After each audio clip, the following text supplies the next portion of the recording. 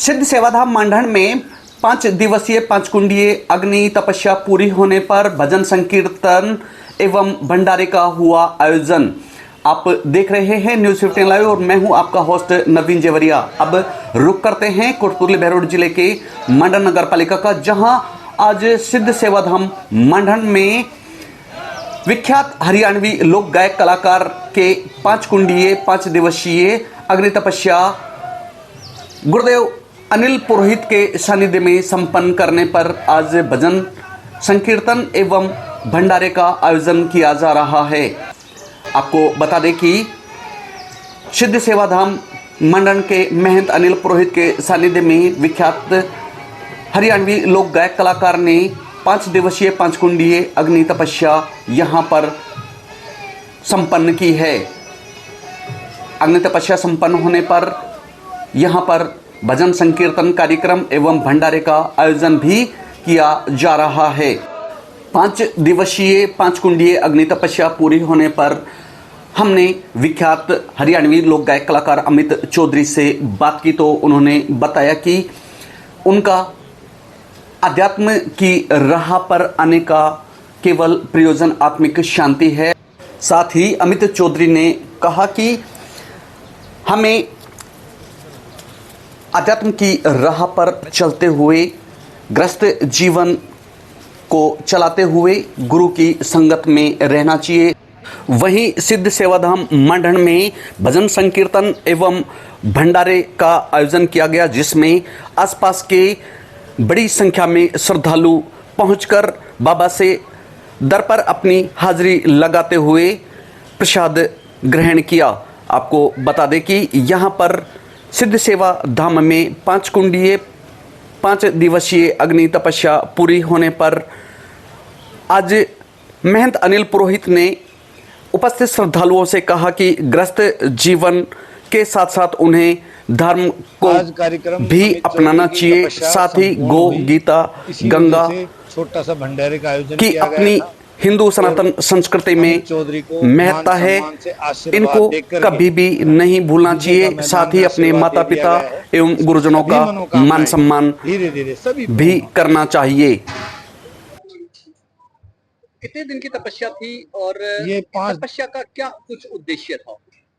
5 दिवसीय तपस्या थी। ये शरीर के रोग दोष दूर करने के लिए परमात्मा का ध्यान सबसे जरूरी है। जीवन में आदमी को, हर व्यक्ति को 5 दिन 7 दिन 11 दिन के लिए जीवन में आदमी को साल में एक बार तपस्या जरूर करनी चाहिए, जिससे आदमी के रोग दोष दूर हो जाते हैं और उनकी सभी मनोकामनाएं पूर्ण होने का पूरा कार्य करती है। परमात्मा एक सबसे बड़ी शक्ति है, इससे बड़ी कोई शक्ति नहीं। हमें परमात्मा की तरफ जाना पड़ेगा।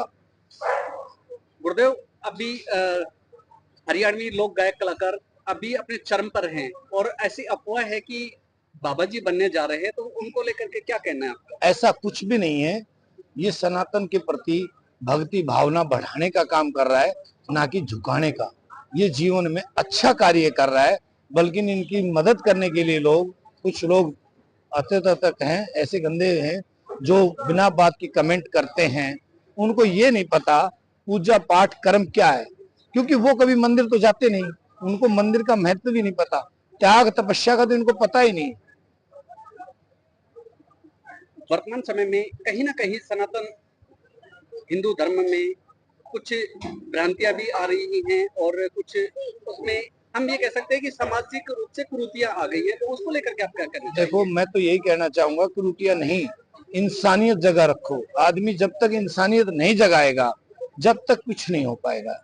देश का यदि भला करना है तो सबसे पहले अपने घर को सुधारना पड़ेगा, अपने परिवार को सुधारना पड़ेगा, तभी देश सुधर सकता है। नहीं, देश में कोई भी कितना ही विकार करे, कोई भी कितनी मेहनत करे, सबकी मिथ्या हो जाती है। मैं तो यही कहना चाहूंगा, अपने माँ बाप की सभी सेवा करें, साधु संतों का आशीर्वाद लें, गौशाला की सेवा करें और शिक्षा पे भी ध्यान दें और लोगों की बुराइयों को छोड़कर उसकी अच्छाइयों को धारण करने का काम। आज हमारे साथ हरियाणा के विख्यात लोक गायक कलाकार, जिन्होंने न केवल अपनी गायकी से परचम लहराया है और इकबाल बुलंद किया है, आज 5 दिवसीय अग्नि तपस्या पूरी कर करके यहाँ पर आज सिद्ध सेवा धाम मंडल में है। तो हम इनसे जानेंगे कि इनको ये जो विचार है तपस्या का, ये कहाँ से आया, प्रेरणा कहाँ से मिली। और जैसा कि अभी लोगों में अफवाह भी है कि अमित चौधरी तो अपना गायकी का पैसा छोड़ करके बाबा जी बनने जा रहे हैं। तो इन सारे सवालों का जवाब हम चाहेंगे कि आप हमारे चैनल के जरिए आप बताएं। हरिओम जी, आपके चैनल से देखने वाले सभी श्रोताओं को मैं नमस्कार करता हूँ, प्रणाम करता हूँ। आपके जो भी सवाल है संभवतः सभी के जवाब गुरुजी ने दे ही दिए। कोई नया सवाल करो तो मुझे भी अच्छा लगेगा। जो भगवा बाणे में आप थे जी। और अभी फिलहाल आप उसी बाणे में थे जी, उसमें और इसमें क्या डिफरेंस? भगवान का नाम कौन नहीं ले सकता, आप भी ले सकते हैं। भगवा बाणे का मतलब ये होता है कि इस बाणे को पहनने के बाद में जो नकारात्मक सोच हमारे दिमाग में आती है वो नहीं आती। हम लोग सांसारिक जीवन में फंसे हुए, दुनिया भर की टेंशन हमारे दिमाग में है। जब आप किसी अच्छे गुरु के सानिध्य में आते हो, एक अच्छे तपस्वी तपोभूमि पर आते हो, भगवा बाणे में आते हो, तो आपका विचारधारा बदल ही जाती है। इस बात को तो मानो। और इस भगवा बाणे से अब दोबारा उसी रूप में कुर्ता पजामा पहन के महाशय जी के रूप में, तो ऐसा कुछ भी नहीं है कि मैं संसार से दूर चला जाऊंगा, आपके बीच में रहूंगा, आपके पास रहूंगा। मैं तो केवल मेरे गुरुजी अनिल पुरोहित जी के सानिध्य में आगे इन्हीं से प्रेरणा लेकर इस आध्यात्म की तरफ जुड़ा हूं। अपने सनातन धर्म, जहां हमारी सनातन संस्कृति मतलब खत्म होती जा रही है, हम इतने बट गए हैं आपस में, कोई किसी धर्म को मान रहा है, कोई किसी धर्म को मान रहा है। हिंदुओं में गिने नहीं जाएंगे, इतने सारे संप्रदाय चल चुके हैं। लेकिन अपने सनातन धर्म, अपने हिंदू धर्म के लिए मैं आ गया है। गुरुजी से मैंने ज्ञान लिया है, इनसे शिक्षा ली, इनसे प्रेरणा ली। और मैं तो बस इतना ही कहूंगा अपने गुरुजी के लिए, आदरणीय श्री अनिल पुरोहित जी के लिए, कि मैंने जीवन का हर स्तर देख लिया। ना मुझे नाम चाहिए, ना मुझे धाम चाहिए, ना मुझे भीड़ चाहिए। मैं तो गुरुजी का दास हूँ, बस दास राखिए। और गुरुजी मैं नौकर, हरदम मालिक मैंने बस अपने चरणा के पास राखिए, इतना ही कहूँगा जी। 5 दिन की तपस्या से पहले और आज तपस्या के बाद अब कैसी अनुभूति हो रही है? ऐसा लग रहा है कि जैसे बहुत सारे विकार, बहुत सारी सोच, बहुत सारी बीमारियां दूर हो गई। ऐसा लग रहा है कि जैसे नया जन्म हो गया, नई ऊर्जा आई है। और 5 दिन की तपस्या मेरे लिए पहली तपस्या थी जीवन की। आगे भी बहुत सारी करूंगा जैसे गुरुजी का आदेश होगा। ये एक तरीके से मेरा अभी ये नर्सरी मैंने क्रॉस की है। मुझे ग्रेजुएशन भी करनी है, मुझे पीएचडी भी करनी है, लेकिन वक्त और हालात और समय के अनुसार अपने जो मेरे कर्तव्य है, जो मेरी जिम्मेदारी है, उनको निभाते निभाते मैं आध्यात्म को लोगों में आध्यात्म जगाऊंगा, सनातन धर्म के प्रति प्रेरित करूंगा। यही मंच के माध्यम से, रागनी के माध्यम से मेरी यही एक संदेश रहेगा सबके लिए कि सनातन और हिंदू धर्म को जगाना है, अपने धर्म को सबको इकट्ठा एक झंडे के नीचे, हिंदुत्व के नीचे लेके आना है। बस यही एक छोटी सी हमारी मुहिम है। पहले दिन आपके शरीर पे सिर्फ कोई वस्त्र नहीं था और आज के दिन हमने देखा कि आपने वस्त्र लगा रखा है जी। इसमें और इसमें क्या अंतर है? भस्म लगाने से आप शिव महापुराण में पढ़ेंगे तो शंकर भगवान की सारी जो उसमें बातें आप देखोगे, जो भस्म है, जो धुएं की राख है, उससे बड़ा दुनिया में कोई औषधि भी नहीं है। उस राख को लगाने के बाद शरीर की सारी जो नेगेटिविटी है वो दूर हो जाती है। जो इस वीडियो को लेकर मैं आप सभी से भी कहूंगा, कभी किसी मंदिर की धुने की, आप तो किसी भी मंदिर में जाते हो तो धुने की थोड़ी विभूति माथे के लगाने के लिए लाते हो ना, कभी उसको पूरे शरीर पर लगा के 10 मिनट बैठना, आपको वो चमत्कार देगा, मेडिकल साइंस भी फेल हो जाएगी। जी। जैसे हम देख रहे हैं हमारे चैनल के माध्यम से कुछ कमेंट्स वगैरह आ रहे हैं, जैसे कि आप डाउन कर रहे हैं अगर वगैरह इस प्रकार के, हाँ। इसके बारे में आपका क्या कहना है? पहली बात तो ये कहूंगा, जो लोग गलत कमेंट करते हैं ना, ये फ्री के प्रमोटर होते हैं, ये प्रसिद्ध कर रहे हैं मुझे। क्योंकि जब मैं बहुत अच्छी अच्छी धार्मिक रागनी पंडित लखनऊ चंद का ब्रह्म ज्ञान की रागनी गाता हूँ ना, तो इनकी उंगलियां टूट जाती है बेचारों की, ये नहीं कमेंट कर पाते। ये लोग देखते कुछ अलग, अरे ये क्या कर दिया।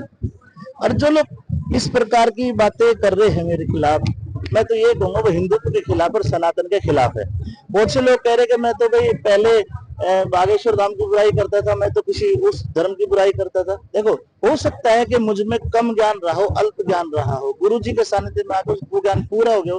अब आज के बाद मेरी आपको बुराई, मेरे मुंह से कोई ईर्ष्या, कोई गुस्सा ही देख लेना। इतना बदलाव गुरु जी ने मेरे अंदर कर दिया कि समझो मेरा दूसरा जन्म हो गया। जब तक आदमी अल्प ज्ञानी रहेगा तब तक वो विनाश का कारण बनता रहेगा। अब कोई दिक्कत नहीं, जो कर रहा है एक बार मेरे से आमने सामने आके बातें कर ले और कैमरा चला के रख लो अपना, हो जाएगा दूध पानी का पानी। सामने आके बात करे ना, अब कमेंट